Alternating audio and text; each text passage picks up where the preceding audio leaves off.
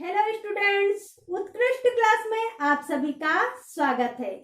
आज की क्लास में हम इतिहास के 8वें चैप्टर के अंतर्गत भारत में राष्ट्रवाद का विकास, उदारवाद एवं उग्र राष्ट्रवाद पढ़ेंगे। आपने पिछली क्लास में पढ़ा था कि ए.ओ. होम ने लॉर्ड डल्फिन की सहमति से भारतीय राष्ट्रवादी नेताओं के साथ मिलकर कांग्रेस की स्थापना की। तो आज की क्लास में हम भारतीय राष्ट्रीय कांग्रेस का प्रारंभिक स्वरूप पढ़ेंगे और इसके अंतर्गत जो दो विचारधाराएं जन्म लेती हैं, उदारवाद और उग्र राष्ट्रवाद के बारे में, विचारधारा के बारे में समझेंगे। आपने देखा कि जो भारतीय राष्ट्रीय कांग्रेस की स्थापना हो रही थी, उस समय प्रथम अधिवेशन में सभी जातियों, संप्रदायों और सभी वर्गों के लोगों ने प्रतिनिधि में भाग लिया। लोक बाल गंगाधर तिलक के आगमन में यह संस्था जन साधारण के निकट आई और जब महात्मा गांधी के समय में यह संस्था विश्वव्यापी बन गई। भारत में राष्ट्रवाद का विकास कई चरणों में होता रहा। कांग्रेस ने भी अपनी रीति नीति में परिवर्तन किया। भारतीय राष्ट्रीय कांग्रेस में ही दो विचारधाराओं ने जन्म ले लिया, जिसका नाम है उदारवाद विचारधारा और उग्र राष्ट्रवादी विचारधारा। इसमें हम देखते हैं उदारवादी विचारधारा क्या है। उदारवादी विचारधारा जो 1885 से 1905 ईस्वी तक उदारवादी का युग कहा जाता है। भारतीय राष्ट्रीय कांग्रेस का बागडोर उदारवादियों के हाथ में था। इसके अंतर्गत उदारवादी प्रमुख नेताएं हैं दादा भाई नौरोजी, सुरेंद्र नाथ बनर्जी, फिरोज शाह मेहता, गोपाल कृष्ण गोखले, रास बिहारी बोस, महादेव गोविंद रनाडे आदि प्रमुख नेताएं इस विचारधारा के अंतर्गत आते हैं। उदारवादी विचारधारा के लोग मतलब ऐसे लोग जो अपने कार्य करने का, यानी अपने उद्देश्य को पूरा करने के लिए जो कार्य पद्धति अपनाते हैं, संवैधानिक तरीके से, विनम्र तरीके से अपने लक्ष्य को प्राप्त करते हैं, उन्हें उदारवादी विचारधारा कहा जाता है। तो उदारवादी विचारधारा की कार्य पद्धति देखते हैं। उदारवादियों की कार्य प्रणाली, संवैधानिक तरीकों, जो उदारवादी लोग थे, दादा भाई नौरोजी, रास बिहारी बोस जो थे, वो संवैधानिक तरीकों में विश्वास रखते थे और संवैधानिक तरीकों में के अंतर्गत प्रार्थना पत्र, स्मृति पत्रों और प्रतिनिधि मंडलों के द्वारा अपने लक्ष्य उद्देश्य को पूरा करते थे। प्रार्थना पत्र, मान लीजिए जैसे कि आज वर्तमान में जो समस्याएं उत्पन्न होती हैं, हमारे क्षेत्र में जो समस्याएं उत्पन्न होती हैं, तो उसके लिए हम क्या करते हैं,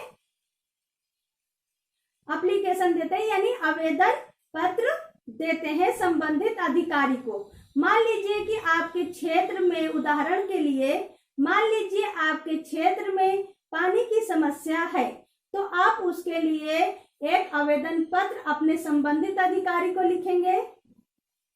तो उसके लिए अगर आपकी समस्या का समाधान नहीं होता है और संबंधित अधिकारी आपकी समस्या को नहीं सुनता है, तो उसके लिए क्या करेंगे आप दूसरा एक स्मृति पत्र लिखेंगे कि साहब, सर, हमारे क्षेत्र में ये समस्याएं थी और हमने इसके लिए आपको आवेदन पत्र दिया है, लेकिन इसकी सुनवाई नहीं हुई है। कृपया इस समस्या में ध्यान दें और हमारी समस्या का समाधान करें। तो उसको क्या बोलते हैं, स्मृति पत्र कहते हैं।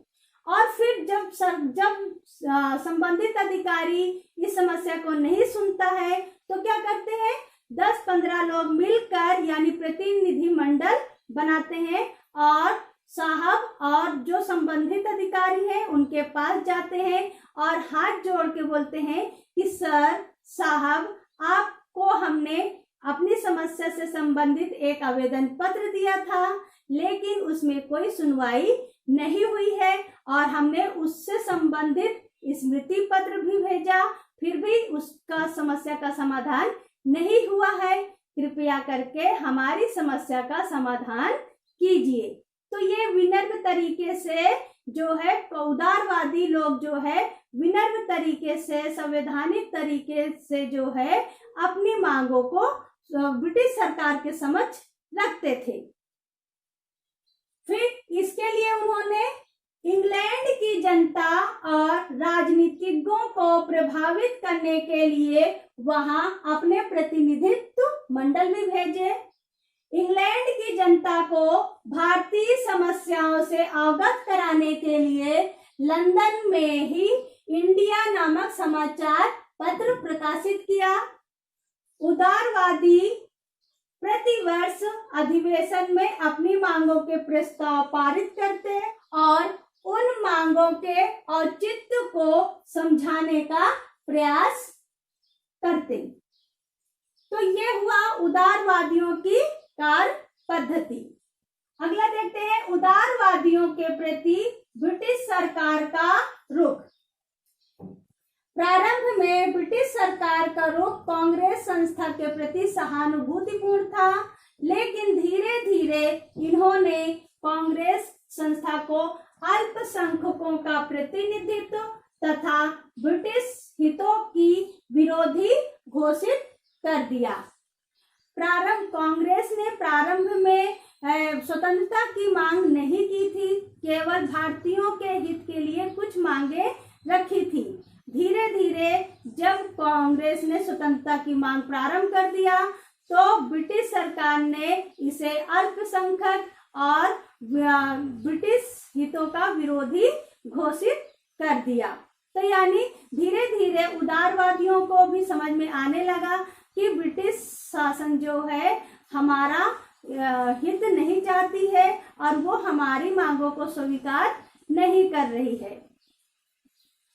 अब हम उदारवादियों की उपलब्धियां एवं महत्व देखते हैं कि जो भले उनको सफलता नहीं मिली स्मृति पत्रों से, प्रार्थना पत्रों से, प्रतिनिधि मंडल के द्वारा उन्हें सफलता नहीं प्राप्त हुई, लेकिन कार्य पद्धति प्रारंभ की उसका श्रेय इनको जाता है कि स्वतंत्रता को, भारत को स्वतंत्र करने में इनकी महत्वपूर्ण भूमिका देखी गई है, जिसमें हम इनके उपलब्धियां और महत्व के बारे में समझते हैं। उदारवादियों की उपलब्धियां एवं महत्व।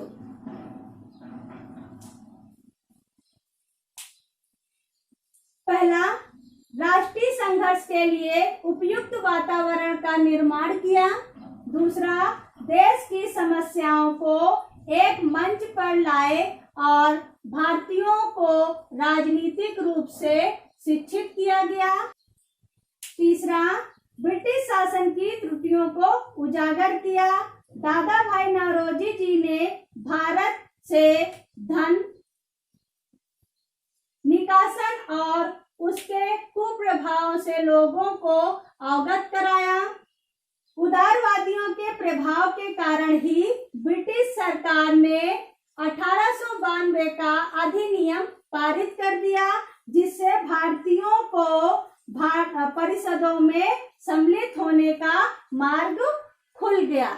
तो इस प्रकार भले ही उनको सफलता नहीं मिली, लेकिन उन्होंने एक ऐसा मंच तैयार कर दिया भारतीय जनता के लिए, जिसमें सभी लोग एकजुट होने लगे और देश की समस्याओं को उजागर करने लगे और अपनी मांगों को रखने लगे। इसके अंतर्गत एक धीरे धीरे एक और विचारधारा का जन्म हो रहा था, यानी उग्र राष्ट्रवादी विचारधाराओं का।